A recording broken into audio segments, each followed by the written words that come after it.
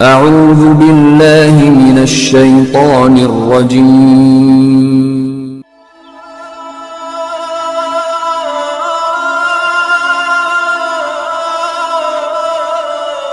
بسم الله الرحمن الرحيم.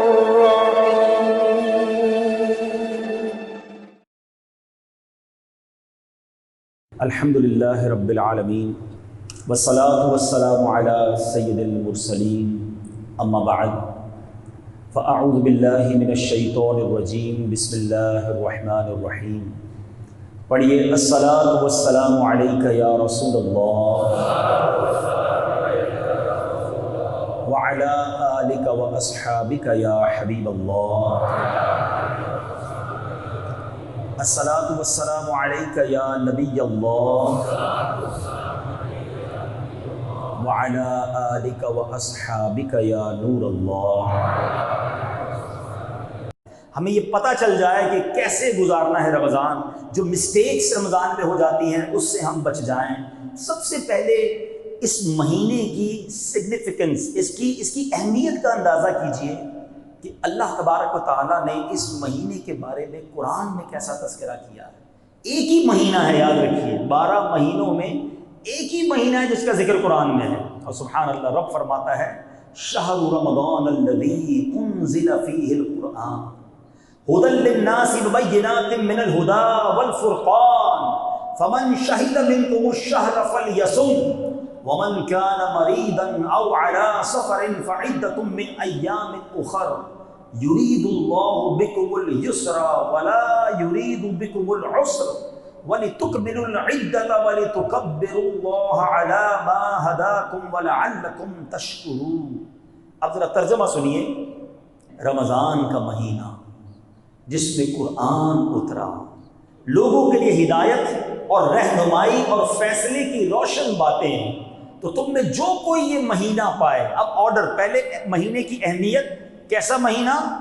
قرآن کے نزول کا مہینہ، لوگوں کی ہدایت والا مہینہ.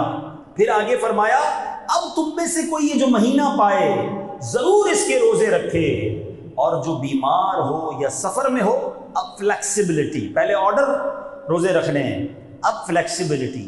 کیا خوبصورت انداز ہے قرآن کا. اب بیمار ہو یا سفر میں ہو تو اتنے روزے اور دنوں میں، یعنی بعد میں وہ روزے رکھ لے. اللہ عز و جل تم پر آسانی چاہتا ہے اور تم پر دشواری نہیں چاہتا، اور اس لیے کہ تم گنتی پوری کرو اور اللہ عز و جل کی بڑائی بولو، اس پر کہ اس نے تمہیں ہدایت کی اور کہیں تم حق گزار ہو. میٹھے اسلامی بھائیوں، اس خوبصورت آیت میں جو میسج ہے رمضان کی اہمیت اور پھر اس کے روزوں کا حکم. روزے میرے میٹھے اسلامی بھائیوں وہ عبادت ہے، یہ باطنی. بہت ساری عبادت وہ ہیں جو ہم کرتے ہیں لوگوں کو پتہ چل جاتا ہے. نماز پڑھتے ہیں لوگ دیکھ لیتے ہیں، ٹھیک ہے نا. ہم بہت سارے نیکی کے کام کرتے ہیں لوگوں کو پتہ چل جاتا ہے. روزہ وہ عبادت ہے جب تک بندہ نہ بتائے کسی کو پتہ نہیں چلتا. باطنی عبادت ہے اور اللہ باطنی عبادت کو بہت پسند فرماتا ہے.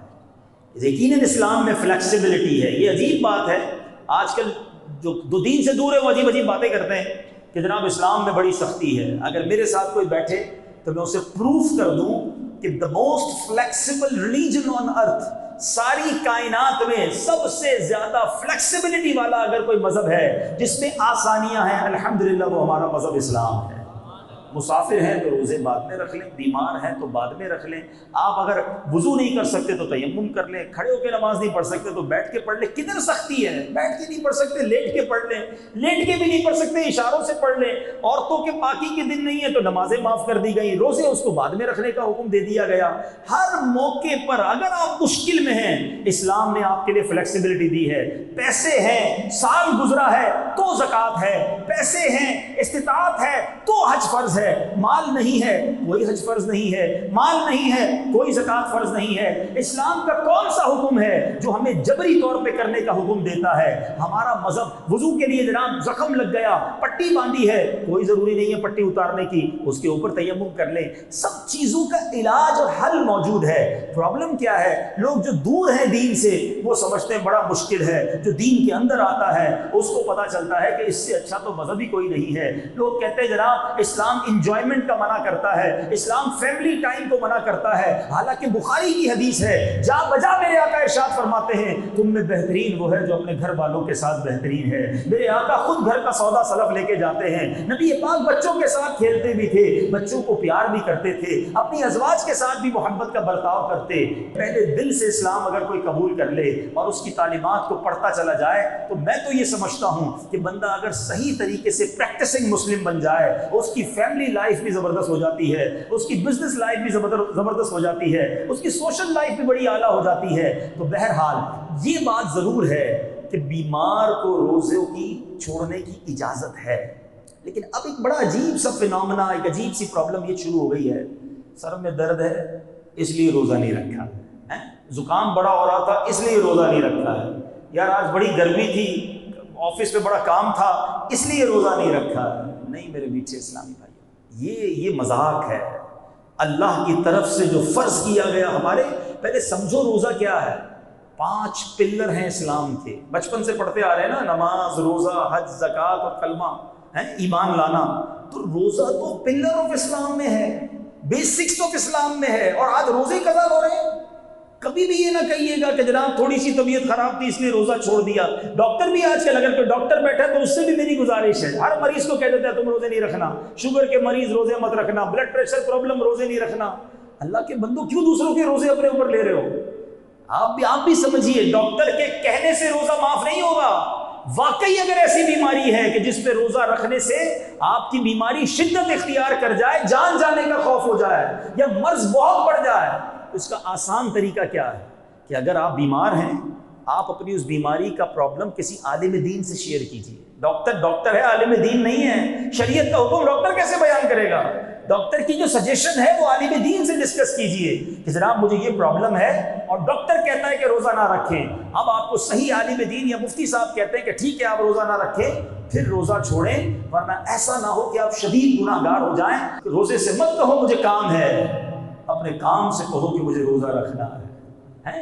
اتنی محنت میں گرمی میں مزدوری کرنے والے یہ ہمارے پٹھان بھائی یہ روزہ رکھتے ہیں، اور آج چھوٹا موٹا کام کرنے والا کہتا ہے جناب میں تھک جاتا ہوں اس لیے روزہ نہیں رکھتا۔ کام کم کر دیں، تھوڑا آرام بڑھا دیں، مگر روزہ ضرور رکھیں۔ روزہ دار اللہ کو کتنا پسند ہے آپ کو پتہ ہے؟ روزہ جب ہم رکھتے ہیں ہمارے منہ میں اسمیل آتی ہے، بو آتی ہے، ہم پیسٹ نہیں کر سکتے روزے میں، تو اب جب بو آتی ہے نا افطار سے پہلے، سبحان اللہ حدیث کا مضمون ہے کہ روزہ دار کے منہ سے جو بو آتی ہے وہ اللہ تعالیٰ کے نزدیک مشک کی خوشبو سے زیادہ افضل ہے۔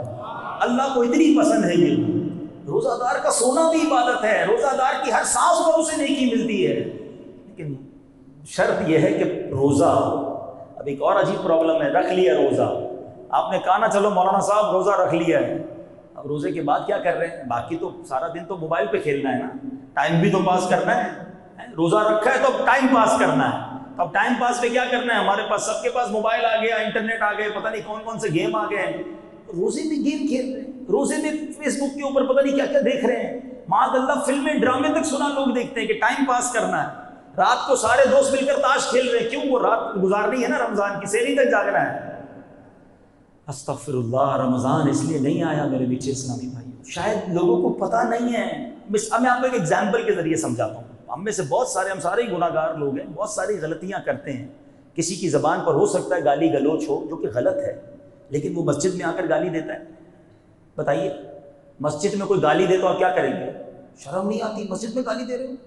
اسی طرح کوئی شخص باہر گانے باجے سنتا ہے، غلط ہے، لیکن مسجد میں آ کے ہیڈ فون لگا کے کوئی گانے سننا شروع کر دے، آپ کیا کہیں گے؟ اللہ کے گھر میں حرام شدت ہے نا، گناہ زیادہ خطرناک ہو جاتا ہے اللہ کے گھر میں. بالکل اسی طرح اور مہینوں کے گناہ اپنی جگہ، رمضان کا گناہ بہت زیادہ شدید عذاب لاتا ہے. سمجھو اس بات کو. رمضان نارمل مہینہ نہیں ہے، شیطان کو بند کر دیا گیا ہے نا. جو ہمیں برگلاتا ہے، جو ہمیں بہکاتا ہے، وہ قید ہے. اور بندہ رمضان میں بھی گناہ کر رہا ہے، رمضان میں بھی فلمیں، رمضان میں بھی ڈرامے، رمضان میں بھی میوزک، رمضان میں بھی بے حیائی، رمضان میں بھی جھوٹ، رمضان میں بھی گالی، رمضان میں بھی جھگڑا. ابھی تو پلاننگ ہو رہی ہوگی نا کہ رات کو کون سی گلی میں نائٹ ٹورنامنٹ ہونا ہے. استغفر اللہ. یہ رمضان اس لیے آیا ہے کہ ہم رمضان کی راتیں سمجھو. رمضان کی راتوں میں رحمت کا ندا دینے والا فرشتہ ندا دیتا ہے کوئی مانگنے والا کہ اس کی مراد پوری کی جائے، ہے کوئی توبہ کرنے والا کہ اس کی توبہ قبول کی جائے، ہے کوئی سوالی کہ اس کا سوال پورا کیا جائے. سنو حدیث پاک میں میرے آقا فرماتے جس کا مضمون ہے، جب رمضان کی پہلی رات آتی ہے اللہ تعالیٰ زمین والوں پر نظر رحمت فرماتا ہے، اور جن پر نظر رحمت فرمائے گا ان کو کبھی بھی عذاب نہیں دے گا. سچ بتاؤ ہمارا حال کیا ہونا چاہیے تھا؟ سارا سال گناہ کیے ہیں، اب تو جھولی پھیلائے، دامن پھیلائے حاضر ہو جانا تھا. اے اللہ گناہگار آیا ہے، بدکار آیا ہے، رمضان کی پہلی رات ہے، اے اللہ تو رحمت کی نگاہ فرمائے گا، ہمیں محروم نہ کیجیے، ہم گناہگاروں پر بھی رحمت کی نگاہ فرما. روزانہ افطار کے وقت حدیث پاک کے مضمون کے مطابق 10 لاکھ گناہگار جہنم سے آزاد کیے جائیں گے. ذرا بتاؤ تو صحیح، 1 ملین گناہگار بخشے جا رہے ہیں. افطار کے وقت میرا ایٹیٹیوڈ کیا ہونا چاہیے تھا؟ سارے گھر والے دسترخوان پر بیٹھتے، ہاتھ اٹھتا، آنسو بہتے کہ اے اللہ آج بھی 10 لاکھ بخشے جائیں گے. مالک آج بخشے جانے والوں میں میرا نام لکھ دے، میرے ان بچوں کا نام بھی لکھ دے، میرے ماں باپ کا نام بھی لکھ دے، ہمیں محروم نہ کیجیے. مگر ہمارا افطار میں تو افراتفری ہوتی ہے. شربت آیا نہیں آیا، پکوڑے آئے نہیں آئے، چاٹ بنا کے نہیں بنا، گھر میں ہنگامہ، الٹا اس میں بھی لڑائی. ہر گھر میں ایسا لگتا ہے افطار کے وقت بیوی کو برا بھلا ہی کہہ رہے ہوتے ہیں. ارے وہ بھی انسان ہے، کمپیوٹر تھوڑی ہے بیچاری، اس نے بھی روزہ رکھا ہے، گرمی کے دن ہے، کوئی چیز کمی بیشی ہو گئی، چھوڑو ساری چیزیں، آؤ بیٹھو اور دعا مانگو، یہ مانگنے کا وقت ہے. لیکن ٹوٹلی مائنڈ چینج ہے ہمارا. رمضان کہ اگر ہم تھورلی ایٹ اے گلانس اگر دیکھیں کہ رمضان کی تیاری کیا ہو رہی ہے اس وقت، چلے صرف کراچی پر نظر دوڑاتے ہیں تو نکلے ذرا روڈوں پر، جتنے سپر اسٹور ہیں اس پہ آپ کو لائنیں نظر آئیں گی، گاڑی پارکنگ کی جگہ نہیں ہے. کیوں بھائی؟ رمضان کی شاپنگ ہو رہی ہے، گھر والوں کو شربت لینا ہے، کیچپ لینی ہے، سموسے کی چیزیں لینی ہے. اچھا بھائی اور کیا تیاری ہو رہی ہے؟ جتنے ریسٹورنٹ ہیں ان کے بعد بورڈ لگنا شروع ہوئے ہوں گے، سحری آفر، افطاری آفر، رات کو دیر سے مڈ نائٹ آفر. اچھا جناب اور آگے جائیں تو نوجوان کی ٹیمیں بنی ہوئی ہوں گی کہ بھائی کرکٹ ٹورنامنٹ کدھر ہونے والا ہے، یہ پلاننگ ہو رہی ہے. مجھے بتاؤ تو صحیح کہ یہ رمضان کا فوڈ فیسٹیول ہے، ہم رمضان کو سمجھ کیا رہے ہیں؟ اچھا کئی ہمارے دکاندار بھائی بیٹھے ہوں گے جنہوں نے یہ معلوم کرنا شروع کر دیا ہوگا 4-5 روزہ تراویح کدھر ہے. 5 دن میں تراویح پوری کریں گے پھر تو مارکیٹ ساری رات کھولنی ہے، پھر دکانیں کھولنی ہیں. باقی فیملی سے پوچھو آپ کا کیا پلان ہے، ان کا کہنا یہ 10-15 روزے کے بعد روزانہ رات کو شاپنگ سینٹر جانا ہے، عید کی تیاری کرنی ہے. یہ پوری تیاری میں تلاوت کہاں ہے، عبادت کہاں ہے؟ فلاں اسکیم، افطاری اسکیم، تلاوت اسکیم کدھر ہے؟ کس نے پوچھا کہ بھائی رات کون سی جگہ ہے جہاں میں بیٹھ کر دعائیں مانگ سکوں، میں کچھ تلاوت قرآن، کچھ قرآن سمجھ سکوں؟ رمضان کو کیا بنا دیا ہم نے؟ شاپنگ، پکنک، کھانا پینا. کئی ایسے لوگ ہیں جن کا رمضان میں پورے روزے رکھتے ہیں پھر بھی 5 کلو وزن بڑھ جاتا ہے. بندہ بولے یار روزے رکھے کیا کیا ہے؟ بولا وہ سحری میں اس لیے زیادہ کھایا کہ سارا دن بھوکا رہوں گا، افطاری میں اس لیے زیادہ کھایا کہ سارا دن بھوکا رہا تھا، اور رات کو بیچ میں ایک بار پھر کھایا کہ پھر موقع نہیں ملے گا. 4 بار تو کھانے کھاتے ہو. تو رمضان کو تو بڑا ہی کچھ اور دیا ہے. ایسا نہ کیجیے. پیارے آقا علیہ الصلوۃ والسلام کے بارے میں بتاتا ہوں، نبی پاک کا رمضان کیسے ہوتا تھا. سب سے بہتر تو نمونہ وہی ہے نا ہمارے پاس. آؤ پیارے آقا کا آپ کو شیڈیول بتاتا ہوں، نبی پاک کیسے رمضان گزارتے تھے. بی بی عائشہ صدیقہ رضی اللہ تعالی عنہا فرماتی ہے کہ جب رمضان آتا میرے آقا علیہ الصلوۃ والسلام بستر منور پر تشریف نہ لاتے تھے. پورا مہینہ نبی پاک اپنے بستر پر نہیں آتے تھے، بس عبادت پر کمر بستہ. پلان تیار. کہتی رنگ مبارک تبدیل ہو جاتا تھا, پیارے آقا کا رنگ متغیر ہو جاتا تھا, خوف خدا طاری رہتا تھا, رات رات بھر دعائیں کرتے, گر گڑاتے. نبی پاک بستر چھوڑ دیتے اور ہم بستر چھوڑنے کے لیے تیار نہیں ہوتے رمضان میں. لک ایٹ دا ڈفرنس, اتنا سوتے ہیں. ویسے میرا یہ مشورہ تو ہے ان لوگوں کو کہ جو گناہ سے نہیں بچ سکتے نا, فلمیں, ڈرامے, موبائل, ادھر ادھر, بہتر ہے سو جاؤ بھائی. گناہ سے بچنے کے لیے نیند کر لو وہ ٹھیک ہے, لیکن جاگ کر گناہ کرنا اس کی اجازت نہیں. لیکن نبی پاک بستر پر نہ آتے. بی بی عائشہ فرماتی ہے, ویسے صحابہ کرام کہتے ہیں نبی پاک سے بڑھ کر کوئی سخی نہیں ہے, مگر پیارے آقا کا رمضان میں دریائے سخاوت ایسے بہتا تھا جیسے تیز آندھی چلتی ہے. اس سے بھی زیادہ نبی پاک سخاوت فرماتے, جو آتا اسے عطا فرماتے, جو آتا اسے عطا فرماتے. رمضان میں نبی پاک کا دوسرا کام, پہلا کام کم آرام کرنا, دوسرا کام سخاوت کرنا, تیسرا کام نبی پاک قرآن کا بہت زیادہ دور فرماتے, تلاوت کرتے. جبریل امین نبی پاک علیہ السلام کے پاس حاضر ہوتے اور آقا علیہ السلام اور جبریل امین آپس میں قرآن کا دور فرماتے. اب بتائیے ہمیں یہ کرنا ہے نا, قرآن پڑھنا ہے ہمیں. رمضان میں خوب نزول قرآن کا مہینہ ہے نا, قرآن پڑھنا ہے. ہم نے اس مہینے میں سخاوت کرنی ہے, خیرات دینی ہے, زکوٰۃ اگر نہیں ادا کی تو زکوٰۃ ادا کریں, مگر اس مہینے میں گناہ نہ کریں. پلیز اس کو اتنا آسان نہ لیں. میں صرف 2 باتیں یاد دلاتا ہوں, سنی آپ سب نے ہوں گی. ایک بار میرے آقا علیہ السلام نے منبر پر قدم مبارک رکھا, پیر مبارک رکھا اور کہا آمین. صحابہ کرام نے عرض کی کہ حضور یہ آمین کیوں فرمایا؟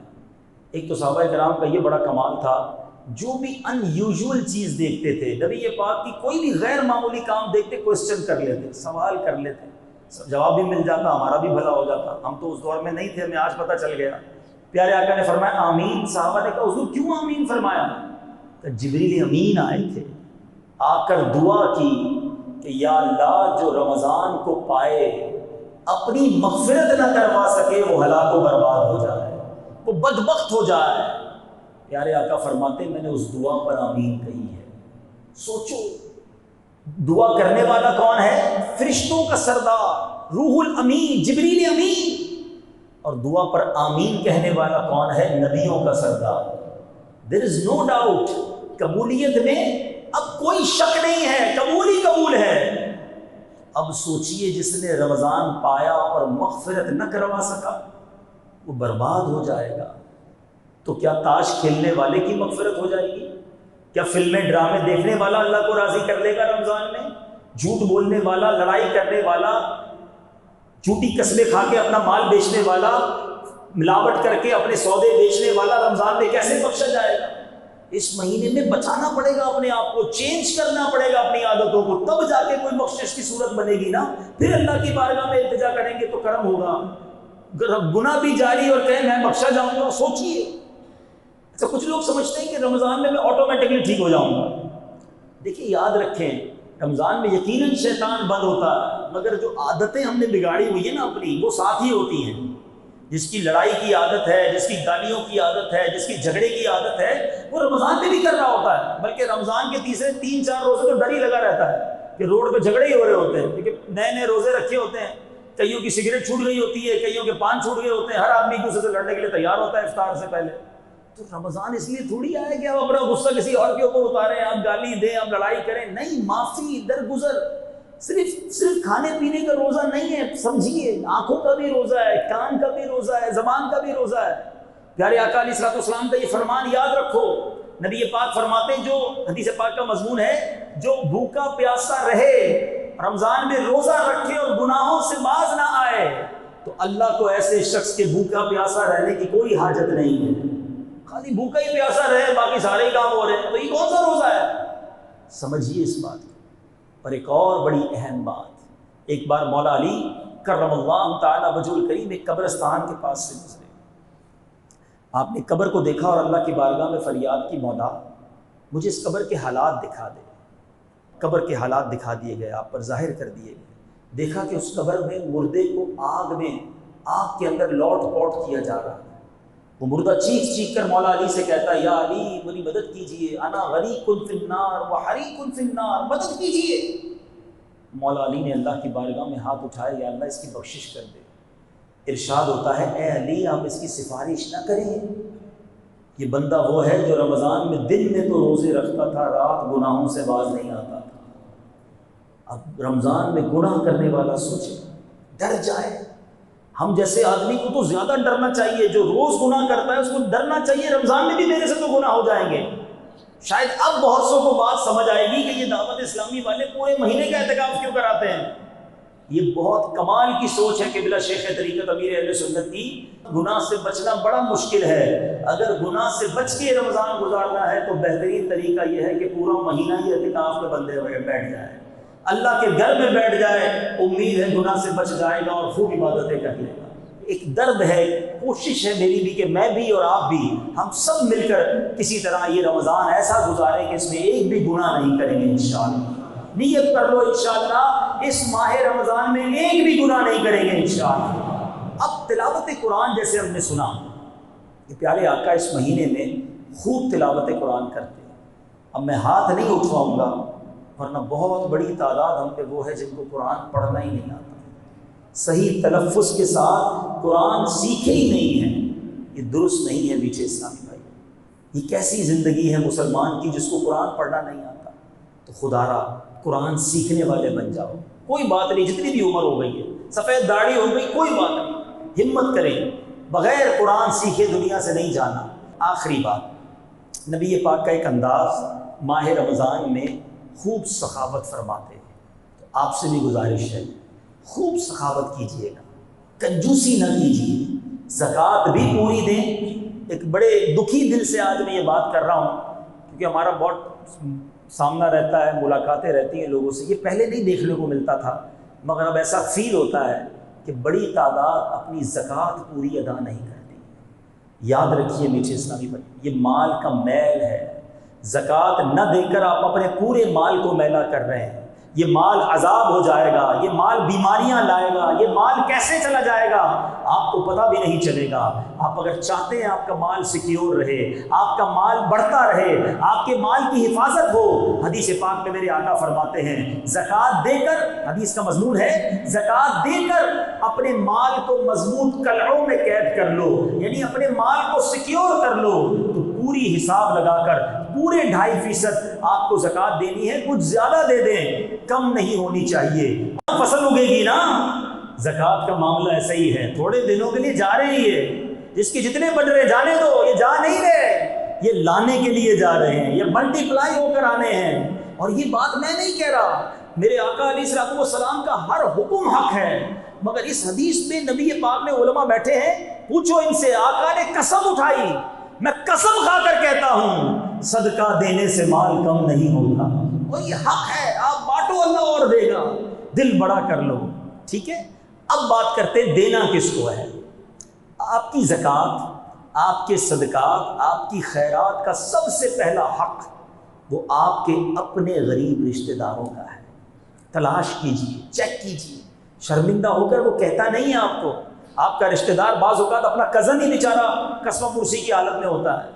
ہاں یہ ضرور ہے اگر وہ زکوٰۃ کا مستحق نہیں اور پھر بھی غریب ہے تو آپ اس کو نفلی صدقے سے مدد کریں، مگر سب سے پہلے اپنے غریب رشتہ داروں کا خیال رکھیں، کیونکہ حدیث پاک کا مضمون ہے اللہ تعالیٰ بروز قیامت ان لوگوں پر نگاہ رحمت نہیں فرمائے گا جو غیروں کو بانٹتے رہے ان کے اپنے پریشان۔ ہم دوسروں کو بانٹ رہے ہوتے ہیں، اپنے پریشان ہوتے ہیں، اپنوں کو پہلے دیں، ٹھیک ہے۔ اس کے بعد اپنے غریب پڑوسیوں کو دیکھ لیں، غریب ملازمین کو دیکھیں، ان کی مدد کریں۔ اللہ کریم سے دعا کرتے ہیں رب کریم ہم سب کو ماہ رمضان صحت اور عافیت کے ساتھ نصیب فرمائے، اس مہینے کی برکتیں عطا فرمائے۔ اللہ کریم ہم سب کو اس مہینے میں خوب تلاوت قرآن کرنا نصیب فرمائے اور اپنی راہ میں دل کھول کر خرچ کرنا نصیب فرمائے۔ ایک بات پھر یاد دلا دیتا ہوں، رمضان میں کوئی گناہ نہیں کریں گے۔ ہاں جب بھی موبائل اٹھانا نا تو سوچ لینا خریدا بھی میں نے ہے، پیسے بھی میرے ہی لگے ہوئے ہیں، انٹرنیٹ کے پیسے بھی میں ہی دے رہا ہوں، اور یہی میرا موبائل مجھے جہنم میں تو نہیں لے جا رہا۔ نہیں چاہیے ایسا موبائل، نہیں چاہیے ایسی کوئی ڈیوائس جو میری ساری روحانیت کا بیڑا غرق کر دے۔ رمضان میں کوئی گناہ نہیں کریں گے، اللہ تعالیٰ عمل کرنے کی توفیق عطا فرمائے۔ الحمدللہ رب العالمین والصلاة والسلام علی سید المرسلین یا ارحم الراحمین یا ارحم الراحمین یا ارحم الراحمین یا ربنا یا ربنا یا ربنا یا ربنا یا ربنا یا اللہ یا رحمان یا رحیم یا اللہ یا رحمان یا رحیم یا اللہ یا رحمان یا رحیم۔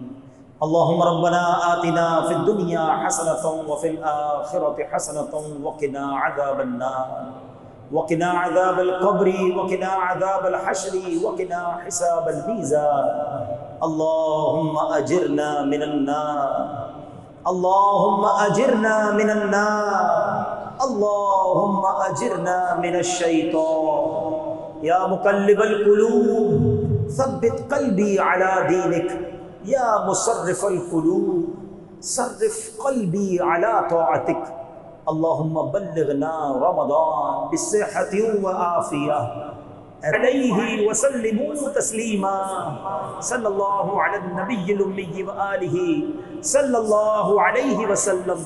صلاۃ و سلاما علیک یا سیدی یا رسول اللہ۔ جب دم واپسی ہو یا اللہ، سامنے ہو روضہ رسول اللہ اور لب پہ ہو لا الہ الا اللہ محمد الرسول اللہ۔